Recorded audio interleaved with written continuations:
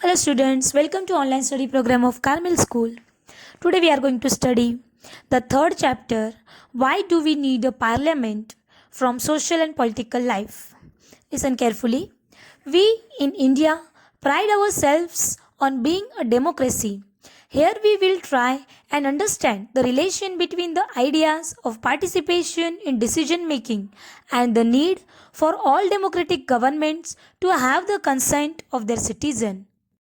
तो हम इंडियंस को इस बात का गर्व है कि हम एक लोकतांत्रिक व्यवस्था का हिस्सा है और इस चैप्टर में हम जो डिसीजन मेकिंग है उसमें हमारा जो पार्टिसिपेशन होता है वो डेमोक्रेटिकल गवर्नमेंट यानी लोकतांत्रिक सरकार के लिए नागरिकों की सहमति के महत्व जैसे विचारों के आपसी संबंधों को समझने की कोशिश करेंगे. It is these elements that together make us a democracy, and this is best expressed in the institution of the parliament. In this chapter, we will try to see how the parliament enables citizens of India to participate in decision making and control the government, thus making it the most important symbol of Indian democracy and a key feature of the constitution. अब ये वो element है जो सम्मिलित रूप से मतलब सब साथ में भारत में एक लोकतांत्रिक व्यवस्था का निर्माण करते हैं और इस बात की सबसे अच्छी अगर एक्सप्लेनेशन दिया जाए तो वो है पार्लियामेंट. इस चैप्टर में हम ये देखेंगे कि किस तरह हमारा पार्लियामेंट देश के नागरिकों को निर्णय प्रक्रिया में हिस्सा लेने और सरकार पर अंकुश रखने में मदद करता है. इस आधार पर संसद यानी पार्लियामेंट इंडियन डेमोक्रेसी का सबसे महत्वपूर्ण प्रतीक है और संविधान का एक सेंट्रल एलिमेंट है. Why should people decide? India, as we know, became independent on 15th August 1947. Preceding this was a long and difficult struggle in which many sections of society participated. People from various backgrounds joined the struggle and they were inspired by the ideas of freedom, equality, and participation in decision making.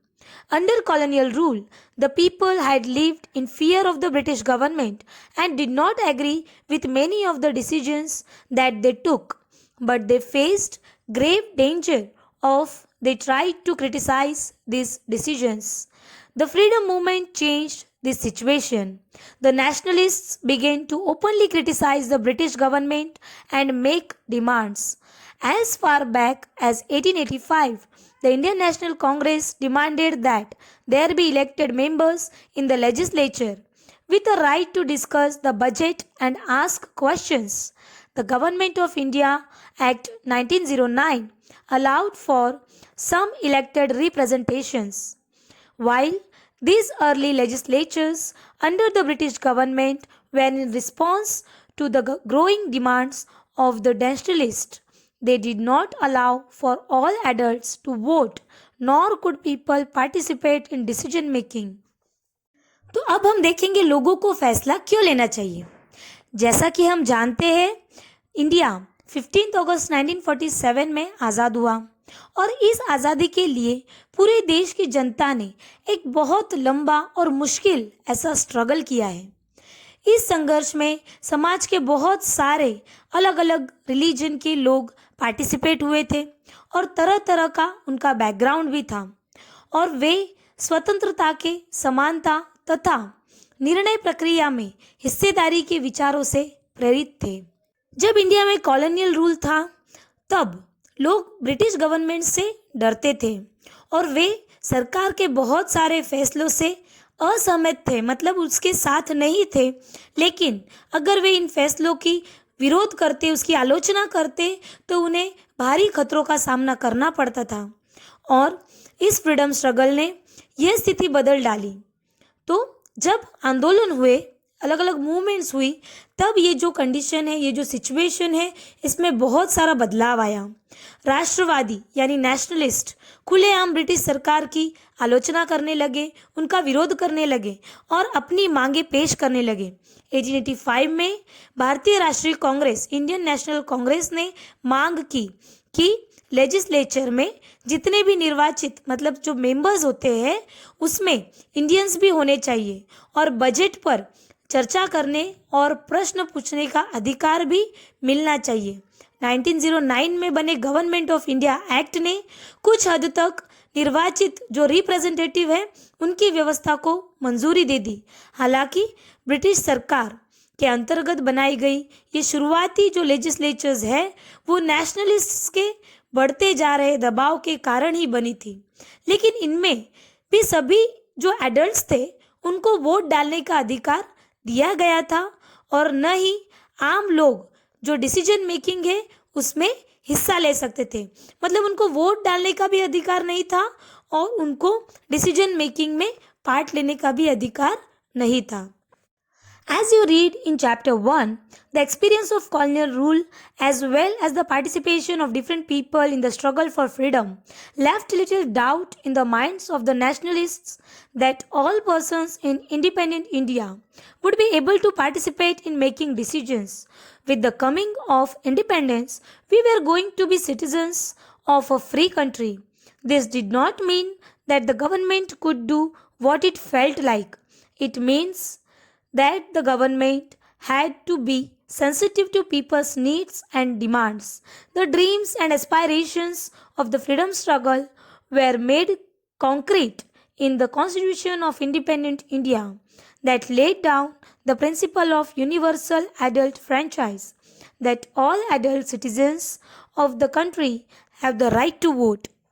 अब जैसा कि आपने पहले chapter में पढ़ा था कि colonial rule जो था उसका जो एक्सपीरियंस और फ्रीडम स्ट्रगल में अलग अलग लोगों का जो पार्टिसिपेशन था उसके आधार पर जो नेशनलिस्ट थे राष्ट्रवादी उनको ये विश्वास हो गया था कि आज़ाद भारत जब भारत को आज़ादी मिलेगी तो सभी लोग अपने जीवन को प्रभावित करने वाले फैसलों में हिस्सा लेने की एबिलिटी यानी क्षमता रखते हैं। तो आज़ादी मिलने पर हम एक स्वतंत्र देश के नागरिक बनने वाले थे। लेकिन इसका मतलब ये नहीं था कि सरकार जो चाहे कर सकती थी। इसका मतलब ये था कि अब सरकार को लोगों की ज़रूरतों और मांगों के प्रति संवेदनशील रहना होगा और जो फ्रीडम स्ट्रगल में हमने जो संघर्ष किया उन सपनों को और आकांक्षाओं को स्वतंत्र भारत के संविधान में ठोस रूप ग्रहण करना होगा। और इस संविधान में जो सार्वभौमिक वयस्क मताधिकार यानी यूनिवर्सल एडल्ट फ्रेंचाइज उसके रूल को उस सिद्धांत को अपनाया और वो राइट सबको दिया कि उसका मतलब ये है कि देश के जितने भी एडल्ट्स हैं मतलब 18 साल के बाद हम लोगों के पास जितने भी नागरिक हैं सब लोगों के पास वोट देने का अधिकार है। People and their representatives, the take off point for a democracy is the idea of consent, the desire, approval and participation of people. It is the decision of people that creates a democratic government and decides about its functioning. The basic idea in this kind of democracy is that the individual or the citizen is the most important person and that in principle the government as well as other public institutions need to have the trust of these citizens. अब approval यानी ये कि सहमति। अगर सहमति का मतलब है कि हम किसी चीज़ की स्वीकृति देते हैं, परमिशन देते हैं, लोगों की जो हिस्सेदारी होती है, पार्टिसिपेशन होता है, उसके लिए लोगों का जो डिसीजन ही लोकतांत्रिक सरकार का गठन करता है और उसके कामकाज के बारे में फैसला देता है। इस तरह के लोकतंत्र के पीछे मेन सोच ये होती है कि व्यक्ति या नागरिक जो सिटीजन होते हैं वो सबसे महत्वपूर्ण है और सिद्धांत के स्तर पर उस लेवल पर सरकार और सार्वजनिक संस्थानों में इन सिटीजन्स की आस्था होनी चाहिए, मतलब भरोसा होना चाहिए। How does the individual give approval to the government? One way of doing so, as you read, is through elections.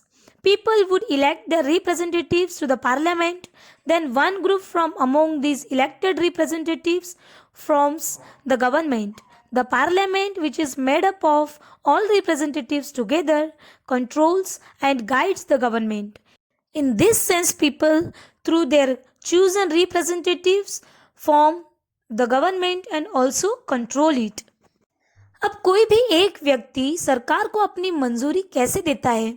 जैसा कि आपने पढ़ा है, मंजूरी देने का एक चुनाव का जो एक तरीका होता है। लोग पार्लियामेंट के लिए अपने रिप्रेजेंटेटिव का चुनाव करते हैं, उनको इलेक्ट करते हैं और इन्हीं निर्वाचित प्रतिनिधियों से एक समूह सरकार बनाता है। जनता द्वारा चुने गए सभी रिप्रेजेंटेटिव्स के इस ग्रुप को पार्लियामेंट कहते हैं और पार्लियामेंट सरकार को नियंत्रित करती है और उसका मार्गदर्शन करती है और इस लिहाज से अपने निर्वाचित प्रतिनिधियों के माध्यम से लोग ही सरकार बनाते हैं और उस पर कंट्रोल यानी नियंत्रण रखते हैं। Then the role of the parliament. Created after 1947, the Indian parliament is an expression of the faith that the people of India have in principle of democracy. These are participation by people in the decision-making process and government by consent. The parliament in our system has immense powers because it is the representative of the people. Elections to the parliament are held in a similar manner as they are for the state legislature. The Lok Sabha is usually elected once every 5 years. The country is divided into numerous constituencies as shown in the map on page number 41. Each of these constituencies elect one person to the parliament and the candidates who contest elections usually belong to different political parties. अब parliament का क्या role है, मतलब संसद की भूमिका क्या है? आज़ादी के बाद गठित की गई भारतीय संसद लोकतंत्र के सिद्धांतों में भारतीय जनता की आस्था का प्रतीक है। ये सिद्धांत, ये निर्णय यानी डिसीजन मेकिंग में जनता की जो हिस्सेदारी यानी पार्टिसिपेशन है, उसमें सहमति पर आधारित शासन है। हमारी व्यवस्था में संसद के पास महत्वपूर्ण शक्तियां हैं क्योंकि ये जनता का प्रतिनिधित्व करती है, मतलब पीपल्स का ही, लोगों का ही ये रिप्रेजेंटेशन होता है। लोकसभा के लिए भी उसी तरह चुनाव होते हैं जिस तरह राज्य और विधानसभा के लिए होते हैं। आमतौर पर लोकसभा के लिए हर 5 साल में चुनाव करवाए जाते हैं, जैसा कि 41 पेज पर हम लोगों ने मैप में देखा है। देश को बहुत सारे निर्वाचन क्षेत्रों में बांटा गया है और प्रत्येक निर्वाचन क्षेत्र मतलब चुनाव जहाँ होते हैं वो अलग अलग क्षेत्र में, अलग अलग पार्ट में डिवाइड किया हुआ है और एक व्यक्ति को संसद में भेजा जाता है और चुनाव लड़ने वाले उम्मीदवार यानी जो कैंडिडेट होता है वो आमतौर पर अलग अलग राजनीतिक दलों मतलब पॉलिटिकल पार्टी जो होती है उसके मेंबर होते हैं। Once elected, these candidates become members of parliament or MPs. These MPs together make up the parliament. Once elections to the parliament have taken place and the parliament needs to perform the following functions. तो चुने जाने के बाद ये जो candidate होते हैं वो पार्लियामेंट के एक मेंबर्स यानी एमपी, मेंबर ऑफ पार्लियामेंट उसको कहते हैं और इन सांसदों को मिलाकर संसद यानी पार्लियामेंट बनती है और संसद के चुनाव हो जाने के बाद संसद को नीचे दिए गए फंक्शंस यानी काम करने पड़ते हैं। Now a to select the national government. Parliament of India consists of the president, the Rajya Sabha and the Lok Sabha. After the Lok Sabha elections, a list is prepared showing how many MPs belong to each political party. For a political party to form the government, they must have a majority of elected MPs. Since there are 543 elected members in Lok Sabha, to have a majority, a party should have at least half the number, 272 members or more. The opposition in parliament is formed by all the political parties that oppose the majority party or coalition formed. The largest amongst these parties is called the opposition party. अब सबसे पहला जो function या फिर काम है वो है राष्ट्रीय सरकार का चुनाव करना। तो जो इंडियन पार्लियामेंट है उसमें राष्ट्रपति प्रेसिडेंट और उसके 2 सदन होते हैं, राज्यसभा और लोकसभा। लोकसभा चुनावों के बाद सांसदों की एक लिस्ट बनाई जाती है और इससे पता चलता है कि किस पॉलिटिकल पार्टी के कितने एमपी यानी कितने सांसद हैं और यदि कोई पॉलिटिकल पार्टी सरकार बनाना चाहती है तो उसे निर्वाचित सांसदों में एक बहुमत प्राप्त होना चाहिए और लोकसभा में कुल 543 मेंबर्स होते हैं। इसलिए बहुमत हासिल करने के लिए लोकसभा में किसी भी पॉलिटिकल पार्टी के पास कम से कम 272 सदस्य होने चाहिए और संसद में बहुमत प्राप्त करने वाले जो पार्टी होती है उसका गठबंधन का विरोध करने वाले सभी राजनीतिक दल विपक्षी दल यानी अपोजिशन पार्टी कहलाते हैं। One of the most important function of the Lok Sabha is to select the executive. The executive, as you read in chapter 1, is a group of persons who work together to implement the laws made by the parliament. This executive is often what we have in mind when we use the term government. अब executives का चुनाव करना ये एक लोकसभा का एक बहुत महत्वपूर्ण काम होता है। जैसा कि हमने फर्स्ट चैप्टर में पढ़ा था कि एग्जीक्यूटिव ऐसे लोगों का ग्रुप होता है जो संसद द्वारा यानी पार्लियामेंट द्वारा बनाए गए कानूनों को इम्प्लीमेंट करता है यानी लागू करता है और उसके लिए सब मिलकर काम करते हैं। जब हम सरकार शब्द का इस्तेमाल करते हैं तो हमारे जहन में अक्सर ये एग्जीक्यूटिव्स आते हैं। The Prime Minister of India is the leader of the ruling party in the Lok Sabha. From the MPs who belong to her party, the Prime Minister selects ministers to work with her to implement decisions. These ministers then take charge of different areas of government functioning like health, education, finance, etc. अब भारत के जो प्रधानमंत्री होते हैं वो लोकसभा में जितने भी सत्ताधारी दल हैं उनके चीफ यानी मुखिया होते हैं। प्रधानमंत्री अपने दल के जो एमपीज हैं उनमें से कुछ मिनिस्टर्स का चुनाव करते हैं जो प्रधानमंत्री के साथ मिलकर डिसीजन मेकिंग में फैसलों को लागू करें और ये मंत्री जैसे हेल्थ यानी स्वास्थ्य, एजुकेशन यानी शिक्षा, फाइनेंस यानी वित्त इत्यादि के विभिन्न अलग अलग कामों में रिस्पॉन्सिबिलिटी यानी जिम्मा संभालते हैं। Oftentimes in the recent past it has been difficult for a single political party to get the majority that is required to form the government. They then join together with different political parties who are interested in similar concerns to form what is known as a coalition government. अब बहुत बार ऐसा हुआ है कि जो political parties हैं उनको बहुमत नहीं मिल पाया है, कोई भी एक सिंगल पॉलिटिकल पार्टी को मेजॉरिटी वोट नहीं मिले हैं जो कि सरकार बनाने के लिए ज़रूरी है और ऐसी सूरत में कई राजनीतिक दल पॉलिटिकल पार्टी जो होती है वो मिलकर गठबंधन सरकार बना लेती है और इन सारे पॉइंट्स जो उनके फंक्शंस हैं उन पर मिलकर काम करती है। इसी को गठबंधन यानी कॉलिशन गवर्नमेंट कहते हैं। The Rajya Sabha functions primarily as the representative of the state of India in the parliament. The Rajya Sabha can also initiate legislation and a bill is required to pass through the Rajya Sabha in order to become a law. It therefore has an important role of reviving and altering the laws initiated by the Lok Sabha. The members of the Rajya Sabha are elected by the elected members of the legislative assemblies of various states. There are 233 elected members plus 12 members nominated by the president. अब राज्यसभा मुख्य रूप से देश के states के प्रतिनिधि जो है रिप्रेजेंटेटिव है उनके रूप में काम करती है। राज्यसभा कोई भी कानून बनाने का प्रस्ताव पेश कर सकती है। किसी भी कानून के रूप में उसको लागू करने के लिए ज़रूरी है कि उसे राज्यसभा की भी मंजूरी मिल चुकी हो। इस प्रकार राज्यसभा की भी बहुत महत्वपूर्ण भूमिका होती है। संसद का ये जो सदन है लोकसभा द्वारा पारित किए गए कानूनों की समीक्षा करता है और अगर ज़रूरत हुई तो उसमें संशोधन करता है और राज्यसभा के सदस्यों का चुनाव अलग अलग राज्यों की विधानसभाओं के निर्वाचित सदस्य करते हैं। राज्यसभा में 233 निर्वाचित सदस्य होते हैं और 12 सदस्य जो प्रेसिडेंट की ओर से पारित किए हुए होते हैं। To control, guide and inform the government. The parliament while in session begins with a question hour.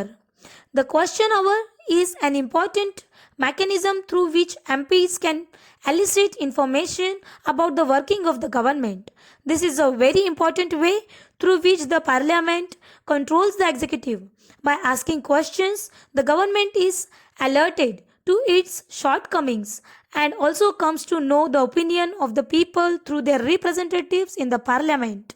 For example, the MPs asking questions of the government is a crucial task for every MP. The opposition parties play a critical role in the healthy functioning of a democracy. They highlight drawbacks in various policies and programs of the government and mobilize popular support for their own policies. अब parliament का जब session चल रहा होता है तो उसमें सबसे पहले क्वेश्चन पूछे जाते हैं और क्वेश्चन मतलब उसका पीरियड होता है और क्वेश्चन एक महत्वपूर्ण व्यवस्था है। इसके माध्यम से सांसद जो एमपीज है वो सरकार के कामकाज के बारे में जानकारियां हासिल करते हैं और इसके जरिए जो पार्लियामेंट है वो एग्जीक्यूटिव को कंट्रोल यानी नियंत्रित करती है।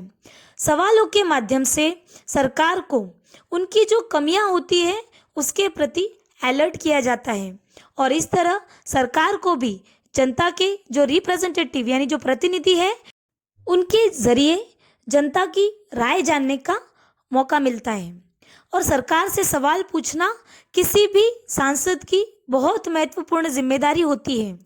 लोकतंत्र के स्वस्थ संचालन में जो अपोजिशन पार्टी है ये एक अहम भूमिका निभाती है। वे सरकार की नीतियों और कार्यक्रमों की कमियों को सामने लाती है और अपनी नीतियों के लिए जन समर्थन जुटाती है। The government gets valuable feedback and is kept on its toes by the questions asked by the MPs. In addition, in all matters dealing with finances, the parliament approve the crucial for the government. This is one of the several ways in which the parliament controls, guides and informs the government. The MPs as representatives of the people have a central role in controlling, guiding and informing parliament, and this is a key aspect of the functioning of Indian democracy. तो MPs जो question पूछते हैं तो सरकार को बहुत ही महत्वपूर्ण feedback भी मिलता है और इसके चलते सरकार हमेशा अलर्ट रहती है। इसके अलावा जो फाइनेंस से संबंधित सभी मामलों में संसद की मंजूरी सरकार के लिए बहुत ही महत्वपूर्ण होती है। यह उन कई तरीकों में से एक है जिसके माध्यम से संसद सरकार को कंट्रोल करती है और उसका मार्गदर्शन भी करती है, मतलब गाइड करती है और उसको सूचित करती है कि जनप्रतिनिधियों के रूप में संसद को किस तरह से कंट्रोल किया जाए और सांसदों की एक अहम भूमिका होती है और यह भारतीय लोकतंत्र का एक मुख्य आयाम है। Then lawmaking. Lawmaking is a significant function of parliament. We shall read about this in the next chapter. अब कानून बनाना ये संसद का एक महत्वपूर्ण काम है और इसके बारे में हम अगले चैप्टर में पढ़ेंगे। Who are the people in parliament?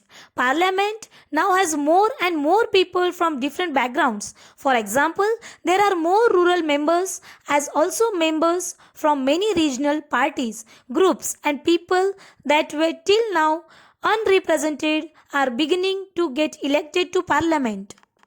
अब पार्लियामेंट में अलग अलग बैकग्राउंड्स के लोग जिनके जो नंबर्स है वो बढ़ते जा रहे हैं। एग्जाम्पल के तौर पर जो रूरल बैकग्राउंड्स के जो मेंबर्स हैं उनकी संख्या पहले से ज़्यादा है और बहुत सारे अलग अलग जो पार्टीज़ है उनके मेंबर्स भी बढ़ गए हैं और ऐसे ग्रुप्स जिनका अब तक पार्लियामेंट में कोई रोल नहीं था वो अब चुनाव जीतकर आने लगे हैं। There has also been an increase in political participation from the Dalit and backward classes. Let us look at the following table that shows the percentage of the population who voted in Lok Sabha elections in different years. अब जो दलित है और जो पिछड़े वर्ग है उनकी जो पार्टिसिपेशन है पॉलिटिक्स में वो बढ़ती जा रही है और नीचे जो लिस्ट दी गई है उसको अगर हम देखें तो अलग अलग सालों में लोकसभा के लिए वोट डालने वाली जो पॉपुलेशन है उसका परसेंटेज कितना था ये हम देख सकते हैं। It has been observed that representative democracy cannot reproduce a perfect reflection of society. There is a realization that when interests and experiences separate us, it is important to ensure that communities that have been historically marginalized are given adequate representation. With this in mind, some seats are reserved in Parliament for SCs and STs. This has been done so that the MPs elected from these constituencies will be familiar with and can represent Dalit and Adivasi interests in Parliament. तो इस list से हमको ये देखने में आया है कि रिप्रेजेंटेटिव डेमोक्रेसी अपने समाज को पूरे तौर पर सही ढंग से नहीं कर सकता है। ये बात साफ दिखाई देने लगी है कि जब हमारे हित और अनुभव अलग अलग होते हैं तो एक ग्रुप के व्यक्ति सबके हित में आवाज़ नहीं उठा सकते। इस बात को ध्यान में रखते हुए संसद में कुछ सीटें SC और ST के लिए आरक्षित की गई है। ऐसा इसलिए किया गया है ताकि इन चुनाव क्षेत्रों से केवल दलितों और आदिवासी उम्मीदवार, मतलब वो जो कैंडिडेट है वो ही जीते और संसद में उनकी भी उचित पार्टिसिपेशन हो। उनसे उम्मीद की जाती है कि वे दलितों और आदिवासियों की जिंदगी से जुड़े मुद्दों को ज़्यादा अच्छी तरह से संसद में उठा सकते हैं। Similarly, it has more recently been suggested that there should be reservation of seats for women. This issue is still being debated. 60 years ago, only 4% of MPs were women and today it is just above 11%. This is a small share when you consider the fact that half the population are women. तो इस तरह से हाल ही में महिलाओं के लिए भी सीटों के आरक्षण का सुझाव पेश किया गया है। इस सवाल पर अभी बहस जारी है। 60 साल पहले संसद में केवल 4% महिलाएं थी और आज भी उनकी संख्या 9% से ज़रा सी ऊपर पहुंच पाई है। तो जब आप इस बात पर ध्यान देते हैं कि आधी आबादी औरतों की है तो यह साफ हो जाता है कि संसद में उन्हें बहुत कम जगह मिल रही है। It is issue of this kind that force the country to ask certain difficult and often unresolved questions about whether our democratic system is representative enough. The fact that we can ask these questions and are working towards answers is a reflection of the strength and the faith that people in India have in a democratic form of government. तो इसी तरह के मुद्दों की वजह से आज हमारा देश ऐसे कुछ मुश्किल और अनसुलझे सवालों से जूझ रहा है कि क्या हमारी लोकतांत्रिक व्यवस्था वाकई सही है या नहीं। हम ऐसे सवाल पूछ सकते हैं और उनके जवाब ढूंढने की कोशिश कर रहे हैं। ये बात लोकतांत्रिक शासन व्यवस्था की ताकत और उसमें भारत के लोगों की आस्था को झलकाती है। Okay, now we have completed this chapter. Thank you.